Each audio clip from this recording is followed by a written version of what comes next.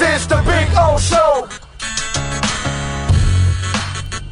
This is the Big O Show. Says Big O this weekend, what most often fans already knew, Tannehill, with all the help is required to succeed, failed to all the media outside of SoFla. Tell us something we didn't already know. Well, it's not so much, it's always funny, right? Because I wonder if people really understand the quarterback position. To be honest, maybe I'm the one that's wrong, right? But the way I look at it, I think people don't understand the quarterback position. And they draw up this thing like there's a perfect quarterback, and there's really no such thing as a perfect quarterback. You know what I mean? It's a matter of, are you going to complement that person and what their skill set is? Because one guy might be mobile, and one guy like Steve Young and Russell Wilson, and then one guy might be a complete stiff back there that is not used to moving in Tom Brady and in Peyton Manning and in Drew Brees, and guys like that you really don't want them moving around too much, right? You just want them to slide here or there like Marino used to do, So, or you have a Lamar Jackson or you have whatever, and you've got to learn to complement that player. And I give Tennessee a ton of credit because they got the max out of Tannehill because they created what they could around him, and he has everything to succeed. He has monster receivers. He has a good tight end. He has a terrific line. He has 2 running backs now. They not only gave him Derrick Henry the last 2 years, the Foreman kid stepped up big time this year for them. So he became like, I don't know, dude, maybe hanging around Derrick Henry. He got an attitude. He looked like Derrick Henry at times when he was running the ball, right? So you've got a hell of a coaching staff. You got a hell of a defense. You got a hell of an offensive line. But you still got to get the job done. And the facilitator like Ryan, of course you can win a Super Bowl with the guy, but everything has to be kind of perfect. And that's always been his game. So you got to know what you have. And that's the problem here in Miami for many years. They didn't understand what they had. And in Tennessee now, they didn't really understand what they bought. And so now they're realizing it. And the quarterback position is one where you've got to understand what the player can and cannot do. And then you've got to then complement it. And as I've said over and over again, I take Tannehill out and I put Tua in over the weekend, and Tennessee advances. I'm not asking for much. I'm just saying, give him New Orleans. Give him Tennessee. He'll be fine.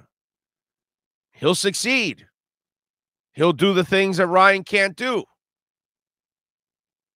But look at Aaron Rodgers. He can do a lot, right? But what happened? How come he didn't win yesterday? Is it really Aaron's fault? I know he had he had one interception that was bad. I get it. But overall, what more do you want from the guy? Still need a team, dude. Still need, I know Jones caught the ball well, but you got to run the ball. You got to play defense. Got to get it done. They didn't get it done. Am I going to blame Rodgers because of that? No. And they only have one championship in Green Bay, as great as he is. Why? Because they've never built enough teams around him. Tom Brady's not advancing because he didn't have the better team. He did everything he could yesterday, and yet the defense gave up the plays it shouldn't have given up at the end of the game. So now you're out. Josh Allen played like an MVP yesterday. I mean, he was a star yesterday. He's home watching the playoffs now from here on out. Why? He didn't have a complete team. His defense, number one, doesn't mean anything in the moment of truth when you allow the plays you allowed. Then you're not number one. In the end, you're going to need a team. No matter what quarterback you are, dude, you're going to need a team. Bob Greasy had a monster team and he didn't have to do much. Marino had to kill himself and couldn't get it done. Was it Marino's fault? No. Would I blame Aaron Rodgers because he only has one championship? No. I blame the front office and the coaching staff that they weren't good enough to surround Aaron Rodgers with better talent. Whereas Belichick and company were better at surrounding Tom Brady with the balance he needed in order to win. We always used to say, wow, he's running around and winning with a whole bunch of midgets.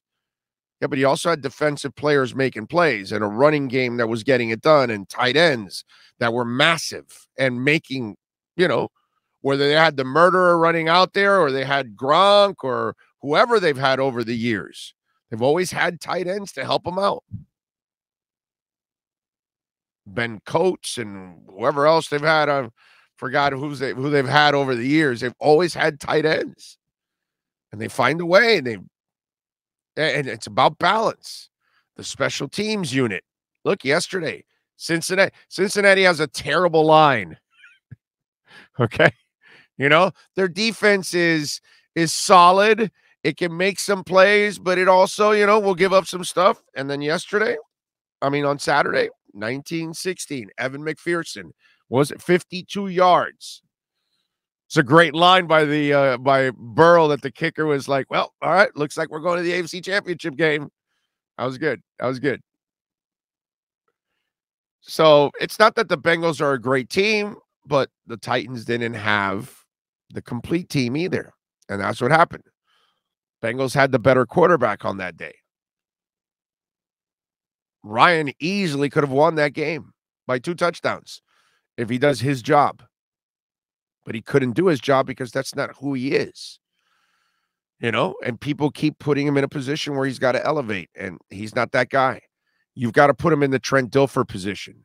You've got to put him in the Brad Johnson position. You've got to put him in the Peyton Manning position of 2016 with the Broncos. Just facilitate. But if you're putting him with the game on the line, that's not where you really want to put him. So it was a nice lesson on Saturday and Sunday, the imbalance that you saw at times. And you notice that really it all comes down to who's got the more complete team. And some of these teams, it's funny because the Niners don't have an elite quarterback in Jimmy G. And he didn't play elite. 11 of 19, 131 yards, no touchdowns, and 1 interception.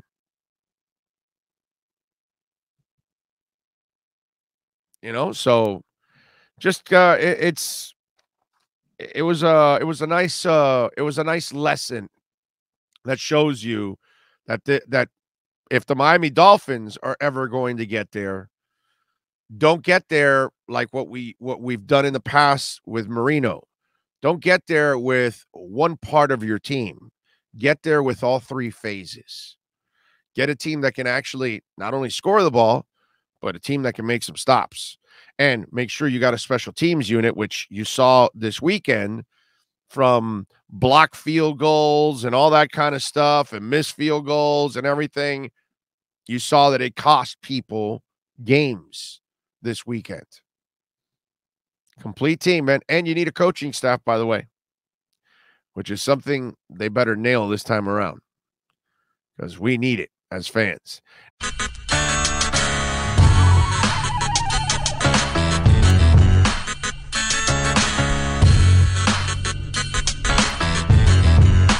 This is the Big O Show. This is the